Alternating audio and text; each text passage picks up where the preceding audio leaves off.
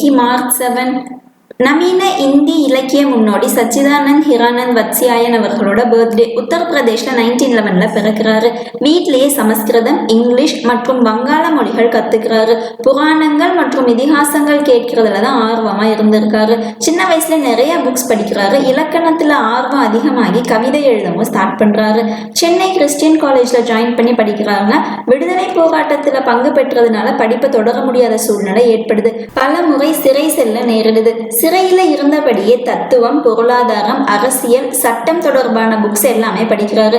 சுதந்திரத்துக்கு பிறகு அகில இந்திய வானொலி நிலையத்துல வேலை பார்க்கிறாரு. தினமனுங்கிற வீக்லி மேகசைன் ஸ்டார்ட் பண்றாரு. தென் ஹிந்தி வார இதழின் நிறுவன ஆசிரியர், நவபாரத் டைம்ஸுங்கிற ஹிந்தி நாளிதழின் முதன்மை ஆசிரியர் என பல பொறுப்புல இருந்திருக்காரு. அக்னியாங்கிற புனைப்பெயர்ல பிரபலமாகிறாரு. நவீன இந்தி இலக்கியத்துல புது கவிதையை கொண்டு வர்றாரு. ஏராளமான கதைகள், கட்டுரைகள், நாடகங்கள் எழுதியிருக்காரு.